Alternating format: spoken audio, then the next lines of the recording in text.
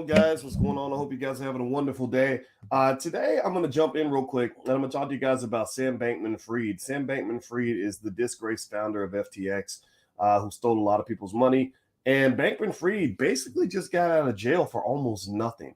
You're going to be stunned when I read to you what's been going on since Sam Bankman-Fried got locked up. And I don't know if this is white privilege, wealthy privilege, or an oversight, but it's really going to trip you out because there's even stories about him requesting vegan meals while he was in prison. So get comfortable, buckle up, seatbelt. We're going to get started on the Black Financial Channel right now.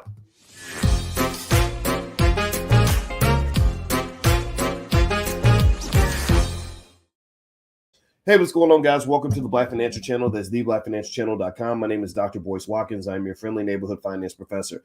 On the Black Financial Channel, we believe in the B1 philosophy. That means black first. That means teaching our kids about wealth. That means that building up our community is important. That means that we're breaking generational curses, not continuing them. If you agree with this philosophy, put a B1 in the chat, hashtag B1. Also, shout out the city that you're from. Let me know what city you're coming from. Hit the thumbs up button, all that good stuff. So I don't have a lot of time. I'm going to be honest with you. I'm going to have to be super quick because my wife is it's Christmas Eve and my wife and I are going to go to the gym. Health is wealth. I've been telling you guys that. So we're putting our money where our mouth is. And the gym closes in a little bit. And my wife is going to come down here any minute and tell me it's time to go. And then I'm going to say, hold on, baby, give me 1 second. I'm talking to my friends. And so that's kind of how our dynamic works. Welcome to the world of marriage, right? But I love it. She's a beautiful black woman, very smart, and she makes me do the right thing. So that's a good thing for my life. Anyway, let's get back into this. So how many of you have been following Sam Bankman-Fried, the disgraced founder of FTX? Anybody seen the stories about Sam Bankman-Fried and how he took so many people's money? Give me a yes in the chat if you've been following this. Just to give you a quick overview in case you haven't followed it, Sam Bankman-Fried is probably the most notorious legal case since Bernie Madoff. They're comparing him to Bernie Madoff. They're comparing him to the fall of Enron. In fact, the person who took over after Enron failed is the person that's running his case now. It was a complete mess. I've done videos about it, and I've told you guys and warned you about the good and bad of crypto. I've actually talked to you guys about where crypto presents opportunities and where there are tremendous risks and where you want to be careful. Well, anyway, so I'm following up on the Sam Bankman-Fried case, and I read something really interesting about his time in jail. If you know this, I don't know if you guys know this or not, but I was sent to jail. He got arrested. Excuse me. He was probably trying to run and hide, and so they locked him up before he could run and hide, and they locked him up in the Bahamas. And they put him in there under $250 million bail. That is $250 million in a bond that he would have to put up with in order to get out. So during this time, first thing I read that was really interesting was the New York Post reported that his family was calling this Bahamian prison requesting vegan meals, which I thought was pretty funny. So it tells me that he probably ain't ready for thug life, prison life. That's the first thing. But then the second thing that was really interesting was, did y'all know that when I first saw $250 million in bail that he put up, he eventually got released. Did y'all know that? Did y'all know he got out of jail? How many of y'all know he got out of jail on $250 million bail? How many of you knew this? Give me a yes if you knew this. Well, okay, so my first thought was like, okay, where did he get $250 million? To get out of jail. Like all these people are saying he lost their money. He lost billions of dollars of other people's money. How in the hell does he have $250 million to get himself out of jail? That was the first thought. Then I thought, well, maybe he has a rich friend to help put up some of the money, etc. Right? Check this out. This is the part that really tripped me out.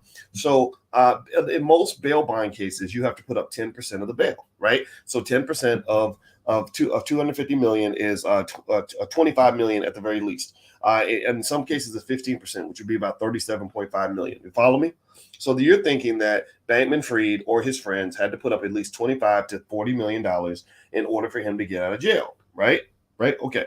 Well, that's not the case. Nobody put up that kind of money. So if you don't put up the cash, then what you have to do is put up some sort of collateral. You have to pledge your property as a protection to make sure that you're not going to screw up and not pay the bail. Right? Makes sense? Makes sense? Okay. So here's what happened. Sam Bankman-Fried's parents pledged collateral. They didn't put up any cash. They pledged collateral for him to get out of jail. Now, I'm not done.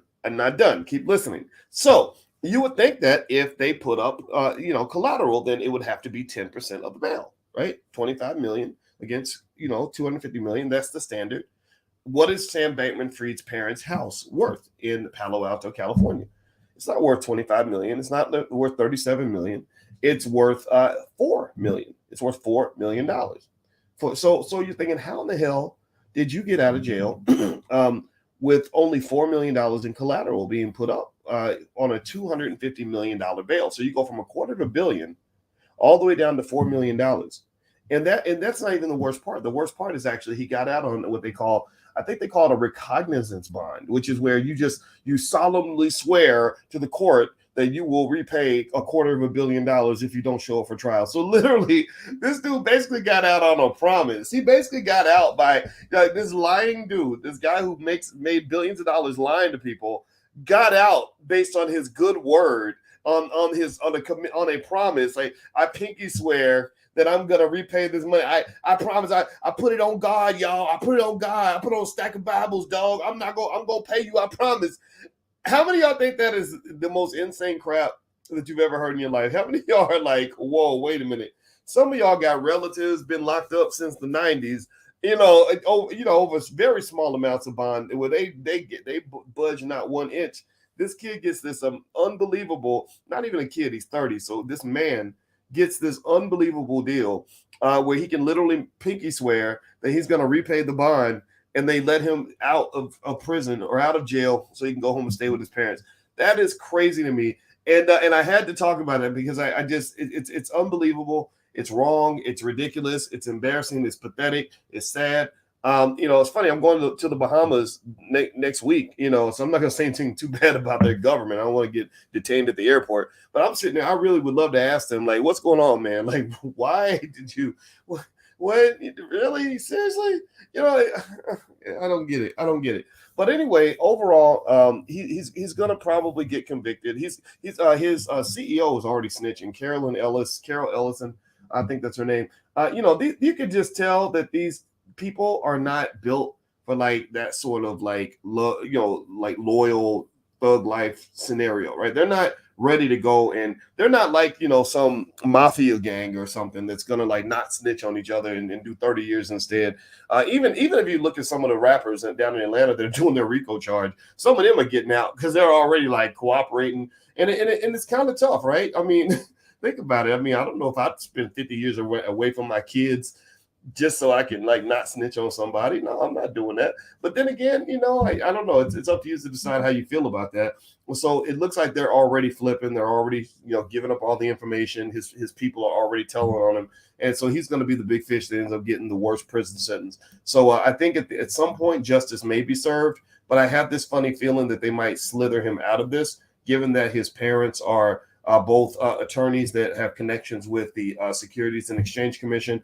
I wouldn't be surprised if they found some way to either get him out earlier or get him out maybe in like 5 to 10 years. Like maybe like, okay, we're going to give you this horrible sentence right now in order to make the public happy. So we're going to give you 50 years in prison, but just know in about 7 years, we're going to quietly revisit your case and kind of do what they did with Jeffrey Epstein. If you remember when Jeffrey Epstein first went down, they really pulled some strings to make sure he got out of jail. The difference with Epstein was he kept on messing up. He kept on pushing the limit, and that's why they eventually had to punish him. But the thing was, Epstein was connected with so many wealthy people and had so much dirt on so many wealthy people. I believe he was a spy. I believe Epstein was a spy from Mossad or something like that, and he was getting all these elites to reveal their dirty secrets by introducing them to whether it's young girls or compromising situations, and then he could use that as collateral to get them to do things.